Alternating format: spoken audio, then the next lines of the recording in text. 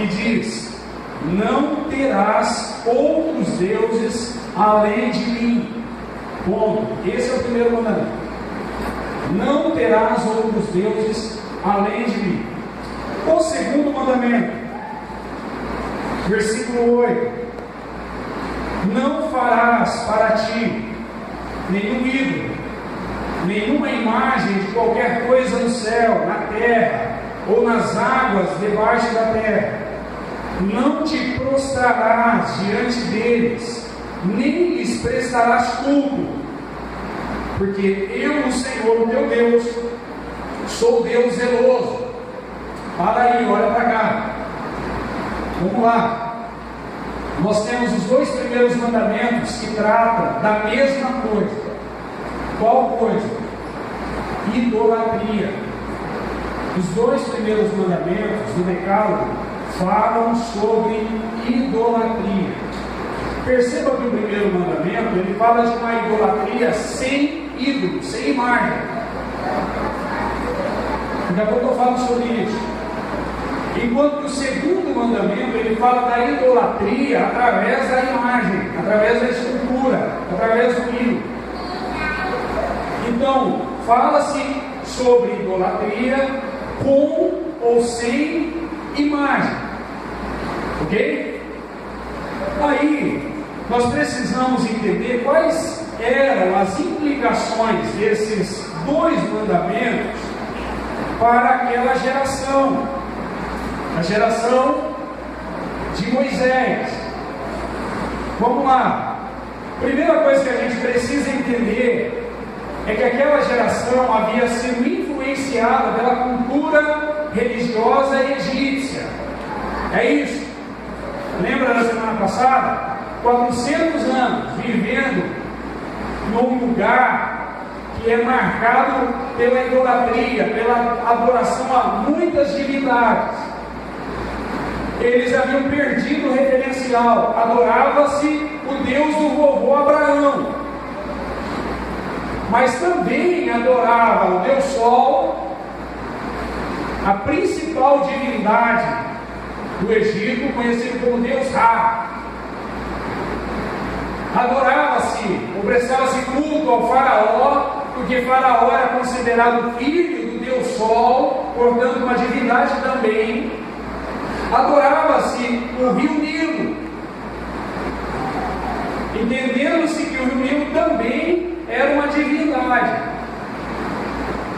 Adorava-se os gatos do Egito, como se fossem reencarnação de pessoas. 400 anos vivendo dentro de uma cultura. É natural que essa cultura ela acabe influenciando direto ou indiretamente o pensamento, as convicções, os princípios, os valores, a fé dessas pessoas. Normal. Então entenda que a idolatria deles é algo que já existe. Deus não está falando de algo que poderia vir a acontecer no futuro próximo. Num primeiro momento, os mandamentos já têm como propósito tratar algumas coisas que já existem no coração dessas pessoas. A idolatria estava no coração deles. Tanto é verdade que quando Moisés subiu ao monte para receber as tábuas dos mandamentos de Deus, o que eles fizeram? Diante da demora, eles dão uma pressionada em Arão, fala assim: meu, faz um Deus pra gente. Vai saber se Moisés volta mesmo. E o Arão, politicamente, ele vai lá, pega alguns brincos, colares, pulseiras, anéis, tornozeleiras de ouro, vai daí. Ele funde tudo isso, cria um bezerrão de ouro, coloca lá e fala: bom, esse é o Deus de vocês. E esse povo se prostra e adora diante do bezerro de ouro. Por que eles fizeram isso? Porque aquilo não era novidade para eles. Eles estavam acostumados a fazer a mesma coisa do lado de lá do rio. Eles haviam saído do Egito, mas o Egito ainda continuava dentro deles. Só que tem um agravante. influenciados pela cultura religiosa egípcia, pela idolatria dos egípcios, eles estavam a caminho de Canaã. Eles estavam indo viver entre os povos cananeus. E como era a religiosidade desses povos? Todos esses povos eram pagãos. Todos esses povos eram politeístas. Todos esses povos adoravam muitos deuses. Por quê? Porque eles acreditavam que um Deus era responsável só pela chuva, pela colheita, por exemplo. Enquanto o outro Deus era responsável por dar filhos à mulher. Então havia um Deus para cada coisa. Deus que atua em departamentos. Aí eles vão para Canaã, lá eles vão se deparar com um Deus chamado El, a principal divindade dentre os cananeus. Eles vão se deparar com uma outra divindade lá chamada Baal, o filho de El. E o Baal era considerado o Deus guerreiro, o Deus que enviava a chuva, o Deus que fazia a plantação florescer e frutificar. Baal tinha chaves da chuva nas suas mãos. Entre os cananeus, eles adoravam uma outra divindade que era a mulher de Baal, que era Astarote, que era chamada de Rainha dos Céus, simbolizada pela lua. Lá eles adorariam Dagon, uma outra divindade. Então eles se deparariam com uma realidade totalmente idólatra. Agora é o seguinte, é mais ou menos assim: pega uma pessoa que sofreu com alcoolismo durante 30, 40 anos, trata ele, leva ele para uma clínica de recuperação, e depois, quando ele estiver legalzinho, aí você pega ele e arruma um quartinho para ele morar no fundo de um boteco. Vai dar certo.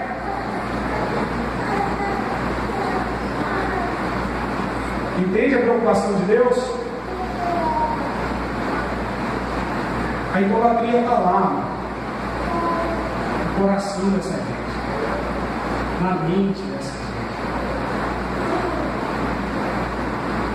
E vai ser difícil demais manter-se puro vivendo entre os cananeus.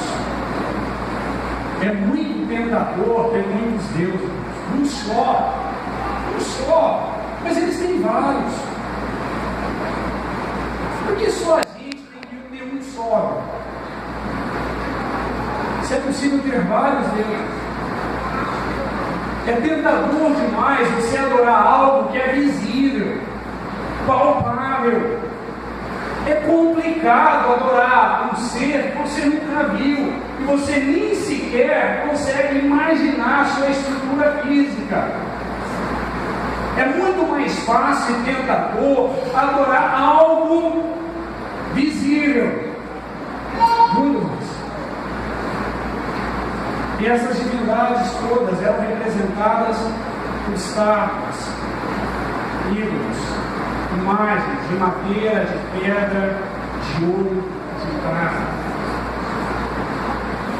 Em cada cidade de Canaã, imagina se chega na cidade, na entrada da cidade tem um altar, uma espécie de capela, com a divindade lá, o ídolo está lá, que comunica a seguinte mensagem: essa cidade aqui foi consagrada a esse Deus. Chegava-se numa casa, e lá na entrada da casa, no portão, havia lá também um altar com uma divindade menor.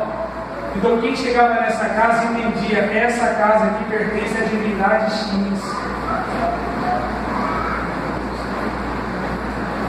Aí os mandamentos. Será que a gente entende então as implicações desses mandamentos, a necessidade desses mandamentos para aquela geração? Para mim ficou claro. E para você ficou claro? implicações desses mandamentos para a nossa geração. Mas antes de falar das implicações desses mandamentos, é preciso entender o significado de idolatria, o conceito de idolatria. Olha só, Ricardo Agreste, pastor presbiteriano, um dos melhores que a gente tem nesse país, ele disse assim: a essência da idolatria está em fazer de algo a razão de nossa existência, nossa fonte primária de felicidade e a base de nossa identidade e a força que nos orienta. Perceba então que o conceito de idolatria é muito mais profundo. O que é idolatria, irmão? Tudo aquilo que nos move, tudo aquilo que se torna a razão da nossa existência, tudo aquilo que é a razão primária da nossa felicidade, tudo aquilo, irmãos, que nos traz certa identidade, tudo aquilo que nos força e nos orienta em relação às coisas da vida. Entenda isso, esse é um conceito de idolatria. Porque senão a gente vai ficar achando que idolatria é só algo relacionado a uma imagem.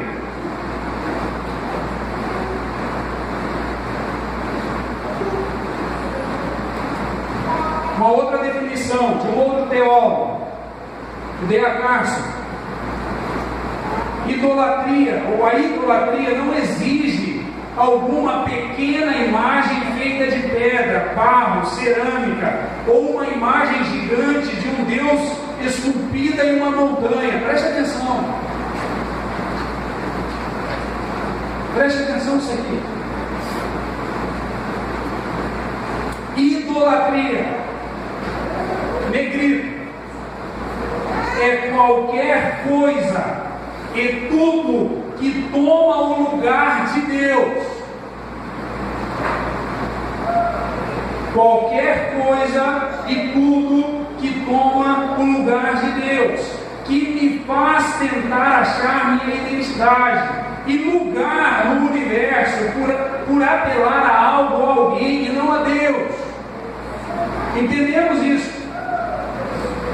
Então, nem sempre na idolatria, dentro desse conceito bíblico de idolatria, vai existir uma imagem. Nem sempre a idolatria está relacionada ao São Jorge. Nem sempre.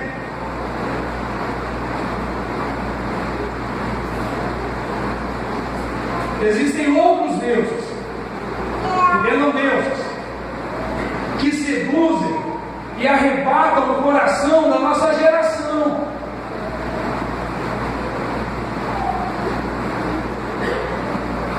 É isso que a gente precisa entender. Uma outra coisa importante a dizer, preste atenção nisso: as divindades, os deuses, mudam de nome, de cultura para cultura, de geração para geração. Por exemplo, esses deuses citados no Antigo Testamento, nenhum deles aparece no Novo Testamento. Nenhum. Não existe Baal no Novo Testamento, já percebeu? Não existe. No Novo Testamento não existe Dagon. Não existe a Rainha dos Céus. Mas existe Zeus, existe Vênus, existe Afrodite, Artemis, Diana. Como assim? Perceba que no Antigo Testamento é uma cultura primitiva, cananeia. O Novo Testamento já é uma cultura influenciada pela filosofia e pela religiosidade dos gregos. Então, as divindades têm outros nomes.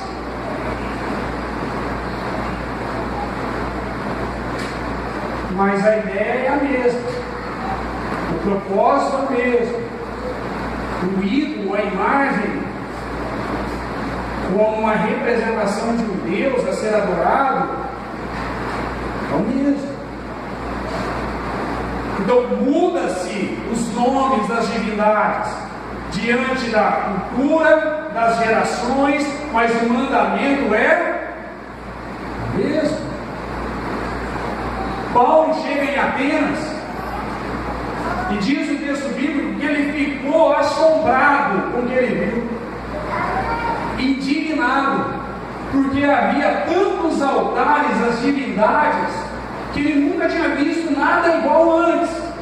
Tinha até um altar, imagine lá uma pedra de mármore com uma placa e não tem nada em cima, diferente de todos os outros. E na placa está escrito: ao Deus desconhecido. Olha só. Porque a ideia é a seguinte: adora-se a todos os deuses que nós conhecemos. Se existir mais algum outro Deus que a gente não conhece, a gente tem que olhar para ele também. Vai que tem. Paulo olha para aquilo e fala assim: meu, que absurdo. E por que para Paulo aquilo é um absurdo? Porque Paulo conhecia o mandamento de Deus. Agora deixa eu falar da nossa geração. Nós temos deuses religiosos em nossa geração. Vou citar alguns. Já ouviram falar de Brahma? Não é a cerveja. Deus Brahma. Aliás, o nome é cerveja, então a referência é um Deus. Lá na Índia, entre os hindus, é a principal divindade, Brahma. Isso aí. Deuses religiosos. Se você for na Grécia, tem uma estátua de Zeus, de Apolo, um cara bonitão, fortão. Nós poderíamos ainda pensar na imagem do santo guerreiro, São Jorge, de Cosme e Damião. Por que não? São divindades religiosas. Divindades religiosas, deuses religiosos. Posso pensar em Buda. Isso é uma imagem. Normalmente as divindades religiosas estão relacionadas a uma imagem. Existem muitas. Mas existem também os deuses seculares. Eu acho que aí pega.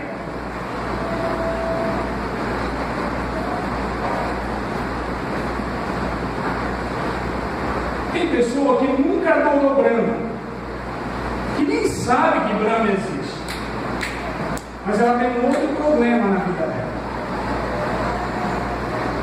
Ela tem um outro Deus na vida dela. Um Deus chamado beleza. Tem gente dedicando horas e horas da semana dentro de uma academia, que já não tem mais tempo para a esposa, não tem mais tempo para o marido, para os filhos, não tem mais tempo para Deus, porque não vê a hora de ter uma cinturinha fininha e uma perna grossinha. Tem gente tomando medicamentos terríveis, com efeitos colaterais danosos à sua saúde. E ela sabe disso, mas ela continua tomando, porque ela quer ter um corpinho igual das meninas da Rede Globo.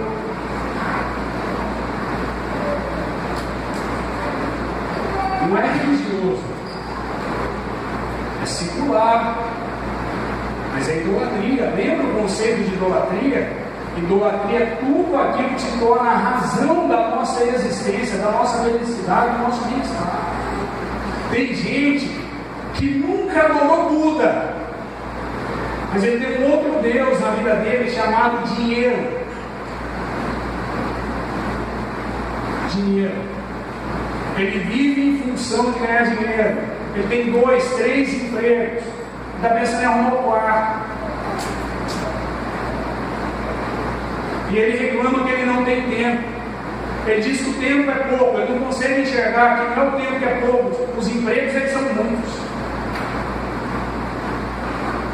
Vive em função de ganhar, de ganhar, de ganhar. Jesus falou assim: esse Deus tem nomes, e o nome dele é Mamon.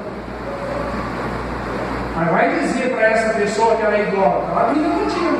Ela vai dizer: não, só estou pensando no melhor para os meus filhos.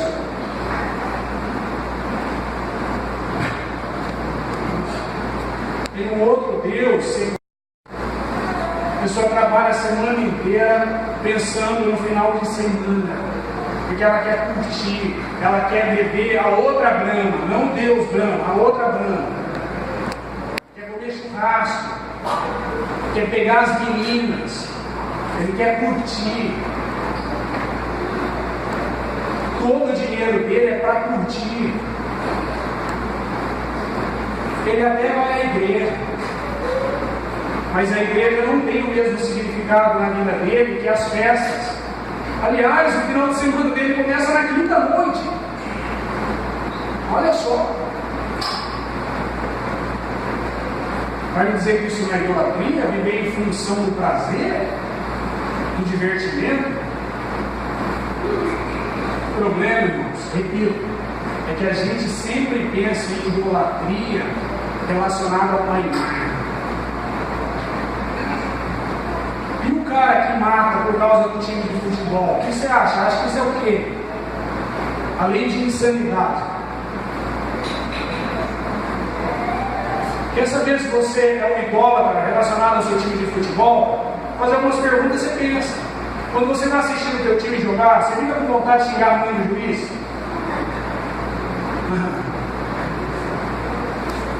Você fica com vontade do jogador do teu time, quando está perdendo, desça a burdoada no jogador adversário? Você é capaz de deixar uma programação da igreja, um trabalho para Deus, para ficar em casa assistindo o jogo? Responda para você mesmo, se você é um idólatra ou não. Quando o teu time perde uma partida no campeonato, você chora.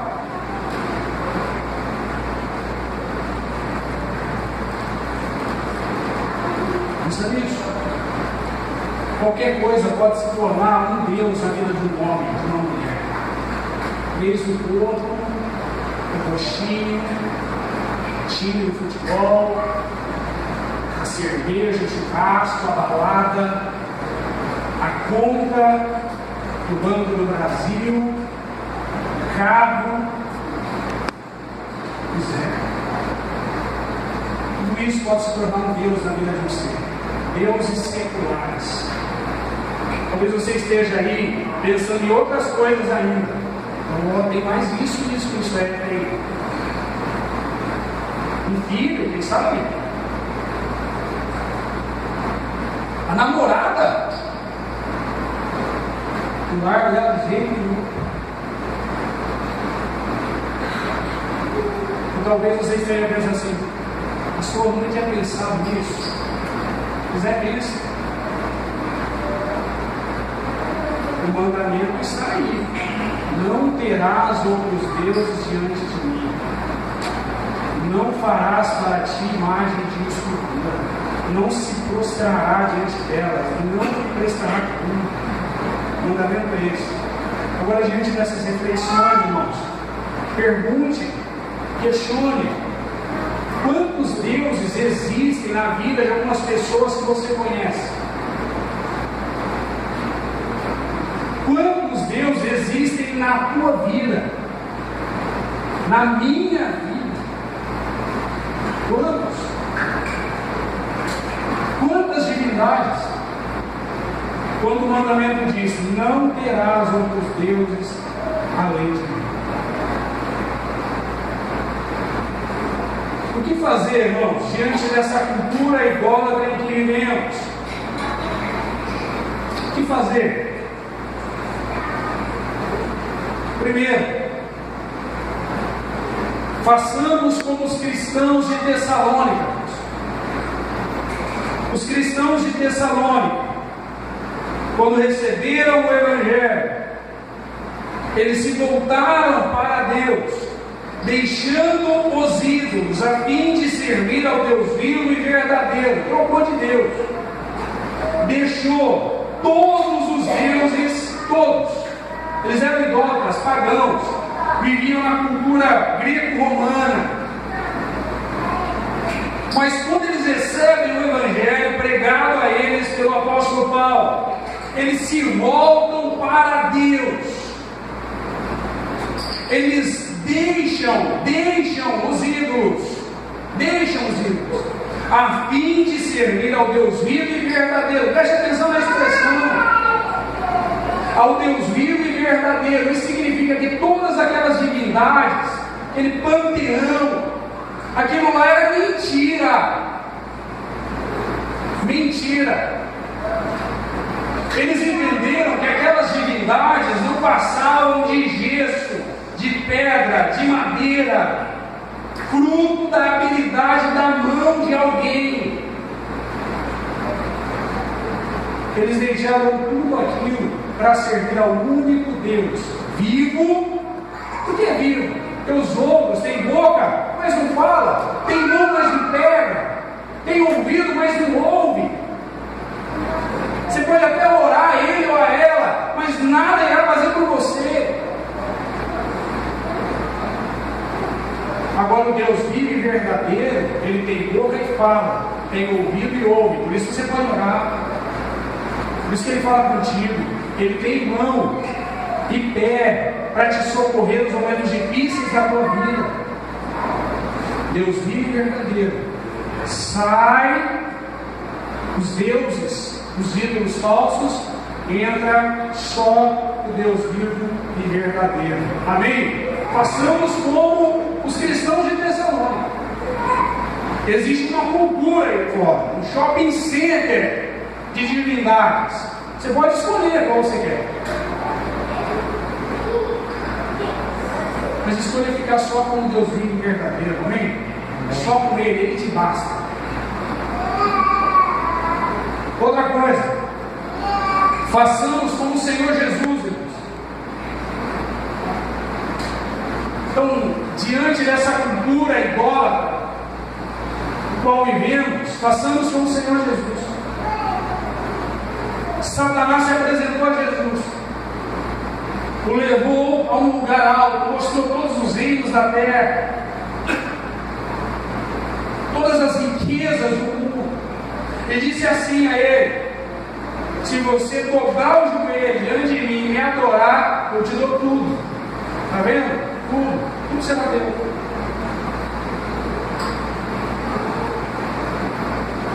Tudo. Não é mais 100 na conta, é tudo. Não é mais 300 no final do mês. Não é um carro melhor no final do ano. Não é uma casa mais confortável no final do ano. Tudo. E o que Jesus faz? Que eu e você devemos fazer. Jesus se volta para Satanás e fala assim: queridão, vaza. Está escrito: adorarás somente o Senhor teu Deus. Somente a Ele servirás ou prestarás culto. Somente a Ele. Essa é a expressão. Somente a Ele. Tem gente vendendo a alma, vendendo a salvação, através de outros deuses que existem aqui. O Deus beleza, o Deus entretenimento, o Deus dinheiro e outros mais. O Deus chamado sexo, o Deus chamado poder. Jesus não se vendeu. Jesus não se vendeu. Jesus não vendeu a sua alma. A idolatria pode levar um homem e uma mulher ao inferno. Jesus não se vendeu. Jesus entendia: adorará somente o Senhor, teu Deus, somente a Ele prestará conta. Eu vou contar a história de um povoado hindu a vocês. O missionário viajou para uma das partes mais remotas da Índia, conhecido também como o fim do mundo, para evangelizar um povoado que lá existia. E quando ele lá chegou, se apresentou, passou a conviver com aquelas pessoas, e depois de um certo tempo ganhando respeito delas, ele passou a se reunir com elas para fazer culto. E então ele pregou o Evangelho àquelas pessoas. E aí no final da pregação ele disse assim: quem aqui aceita entregar sua vida a Jesus? Quem aqui crê que Jesus é Deus? Quem aqui crê que Jesus é o Filho de Deus? E todas as pessoas, desde o mais velho até a criança, sem exceção, levantou a mão. E ele ficou tão surpreso, tão maravilhado, que ele nunca imaginou que poderia ser tão fácil. Tão fácil. E então ele fez uma oração, dedicando a vida daquelas pessoas ao Senhor Jesus. Acabou o culto, abraçou aquelas pessoas e foi para casa. E depois daquele momento ele continuou se reunindo com aquelas pessoas, fazendo cultos a Jesus. E elas sempre levantavam as mãos, professando crer em Jesus. Até que um dia ele se dirigiu àquelas pessoas, àquele povoado, e disse assim: pessoal, agora está na hora de se batizar. Porque vocês entregaram a vida a Jesus. E aí um disse assim: eu não. E o outro disse assim: eu também não. E o outro, e o outro, e o outro, e o outro. Ninguém quis se batizar.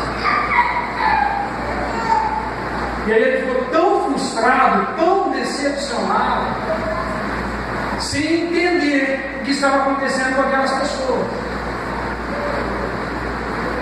Alguns dias depois, tentando superar a frustração, conversando com algumas pessoas ali no povoado, ele entendeu o porquê que aquelas pessoas inicialmente levantaram as mãos, assumindo a fé em Jesus, crendo que Jesus era Deus, mas agora rejeitavam ser batizados. Qual era o motivo, pastor? Eu quero saber. O motivo era muito simples. Na cultura hindu, crer em mais de um Deus é tranquilo. Ele já tem dezenas mesmo. Crer em Jesus é mais um. Mais um. O problema é que na cultura hindu, quando a pessoa se batiza em nome de uma divindade, ela rompe com todas as outras, para ficar só com aquele. E aí eles dizem assim: aqui, entendeu? Meus irmãos, deixa eu dizer uma coisa. A questão não está em se você crê, adora e serve a Deus, a Jesus.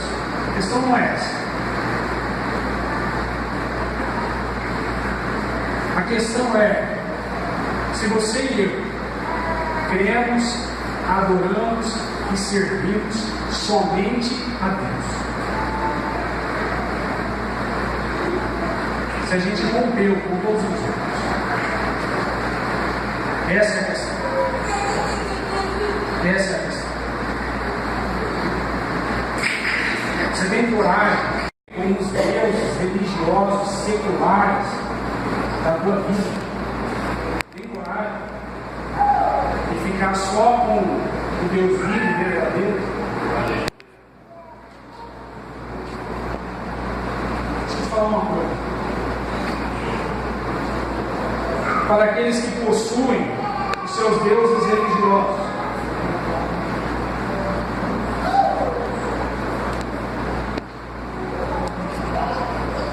A palavra do Senhor é como vai dizer: preciso romper com eles. Quando Josué chamou o povo de Israel, ele disse aquela frase emblemática: eu e minha casa serviremos ao Senhor. Ele também disse às pessoas que estavam com ele o seguinte: decidam hoje a quem vocês querem servir. Sirvam ao Senhor com sinceridade e integridade. Lancem fora os vossos ídolos. Lancem fora. Lancem fora. Romper. Para você que possui os seus deuses seculares, pensa um negócio. Se o seu Deus for o dinheiro, o dia que o dinheiro acabar, você está morto. Você perdeu a tua identidade. Você perdeu o sentido da tua vida. O dia que você puxar um extrato da tua conta e estiver lá negativo, o dia acaba para você. Porque o seu Deus chama-se dinheiro. Enquanto está azul, beleza. Mas vamos lá, que você fica doente, e aí você tem que pagar algumas consultas, alguns procedimentos cirúrgicos, alguns exames, e a conta vai baixando, e vai baixando, e vai baixando. Acabou o sentido da tua vida. Se o teu Deus for a tua beleza, o teu rostinho, o teu corpinho, o dia que você ficar velho ou velha, e as rugas aparecerem, e as pessoas deixarem de te elogiar, de te olhar, de te cobiçar, o dia que as pessoas não te acharem mais atraente, você cai numa depressão horrorosa, porque o teu Deus era a tua beleza. Pensa nisso. Se o teu Deus for um entretenimento, o dia que os teus amigos se deixarem de te chamar para as festas, e a tua grana for curta para participar com eles, e a tua saúde já não for mais a mesma, e o médico dizer, fala, cara, você não pode beber mais, você não pode comer mais, seu diabetes está altíssimo, a tua vida acaba. Se o teu Deus for um entretenimento, entendem? Porque que não dá para viver na idolatria, seja ela religiosa ou secular, porque os falsos deuses consomem a vida dos seus adoradores. Agora o Deus vivo e verdadeiro não. Escolha ficar só com Ele, que Ele te basta. Deixa eu contar um negócio para vocês e vou encerrar. Vocês sabem, a maioria de vocês sabe, eu sempre fui um garoto muito pobre, muito pobre. Minha família sempre foi muito pobre, a gente vivia num ranchinho, era assim que era chamado. Não tínhamos nada. Deu um trabalho para ganhar a primeira bicicleta, você tem noção. Transporte lá na minha casa era um trator, meu avô trabalhava com ele e a gente usava. Andava em cima do paralama do trator, já viu a cena? E eu sonhava um dia, pô, será que um dia eu vou ter um carro? O tempo passou, eu me casei, tinha uma moto, dessa moto eu comprei um carrozinho baratinho, bem velhinho, andei com ele, Deus deu graça, aumentou o dinheiro, a gente fez umas contas, só dava para trocar de carro. Um dia eu estou lá na casa do Zé Luiz, ele está com o carro parado, eu olhei para o carro, a Mônica olhou, foi amor à primeira vista. A Mônica já deu uma cantada no Zé Luiz, mas eu falei, está entendendo? Quando? X. Então segura aí, vende não. E a gente fez algumas ligações, alguns contatos, levantou dinheiro, vende o carro velho, compra o novo. Não vende o carro. Esse carro que está aí, para alguns de vocês tem muito valor. Mas de acordo com a minha história de vida, o dia que eu lembrei desse carro, Eu senti algo diferente no meu coração. Era diferente. Era diferente. 3 dias depois, eu dobrei meu joelho dentro da minha casa. Eu orei a Deus e falei, Senhor, meu coração está se apegando ao pecado. Não deixe. Em nome de Jesus. Eu não quero que meu coração se apegue a ele. Meu coração está. Eu estava naquela fase de qualquer correria. Mas tornou Deus a minha vida. Não precisava relaxar tanto. Mas Deus chegou a me levar no meu coração. Carregar em outro lugar. Carregar minha família, meu irmão, quem precisar.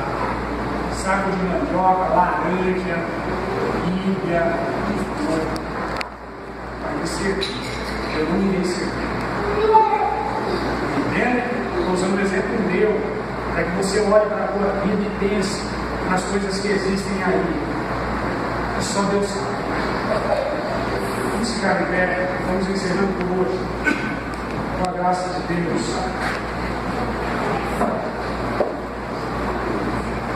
Vamos orar, vamos louvor, vem à frente, por gentileza, meu Deus.